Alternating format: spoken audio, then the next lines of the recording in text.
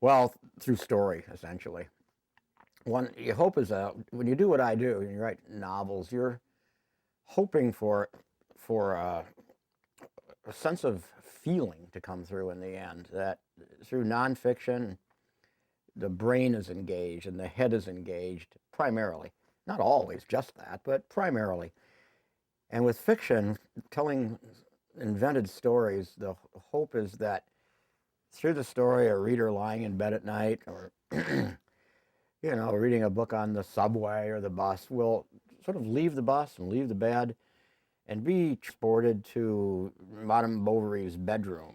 And you're kind of there, half a witness and half a participant in a story. And my hope is that those who read the things they carried in my other books too, you hope that they'll feel through that identification thing that happens in a story where you're rooting for people or hoping the villain is caught, or whatever your emotional take on, you're in it and not just observing it the way you observe CNN or you observe the Fox channel with disgust.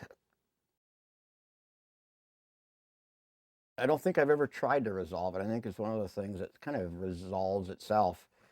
When I speak about Vietnam or when I write about it, I'm not, my own uh, selfhood kind of evaporates. I'm interested in what's occurring on the page, and I'm interested in what's going to become of these characters, and I'm interested in the moral struggles they're going through. And I don't, I'm not, my attention is on the making of an object in a way, an artifact, the way a sculptor may look at a piece of stone. And you may have a vision for what you want that stone to become, but part of what you do is it's the stone kind of leads you to what it's going to become. A vein of minerals may run through it, and that's there. That could become this, and that's a bit like writing fiction. A bit of dialogue may pop out of a character's mouth that's unplanned and unintentional on my part. I have no volition over it. It seems to appear. Well, I know that it's coming from somewhere inside my head and my history and my imagination, but it doesn't feel as if I'm willing it. I'm making it happen by volition. It's appearing. Stories have a way of pulling you along, kind of chasing the story as you're writing it, and it doesn't feel as if I'm playing that old childhood game of connecting dots that they've all been planned, and I'm just going to write sentences to connect it all.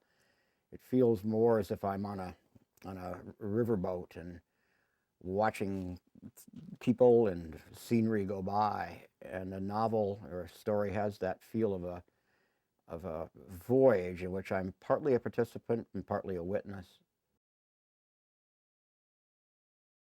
I wish I could say yes because it would sound so much big thinky, but the act of writing for me is largely the act of following sentences, of making sentences. And for most people, that probably is a time to click off, and look at something else. But unfortunately for me, stories grow out of a sentence. For example, the sentence, "This is true," began one of my stories.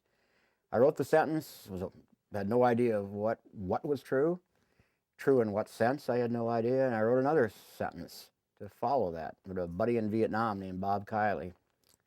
Well, the, I'm discovering, I'm partly discovering and I'm partly just curious about or fascinated about issues of what could be true and what is this character going to say is true, and does this character really mean it?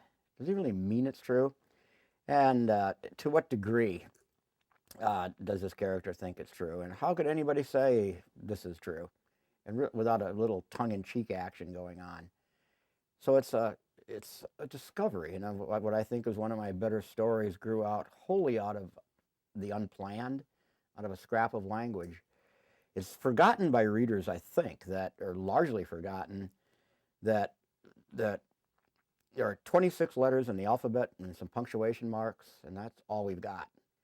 And that is what I work with, sitting in my underwear, day after day, year after year, are these 26 letters and these punctuation marks. And out of that, characters come and moral quandaries are explored. But in the end, the work of writing, unfortunately, was really the battling with A, B, C, D, and that comma that's so incalcitrant.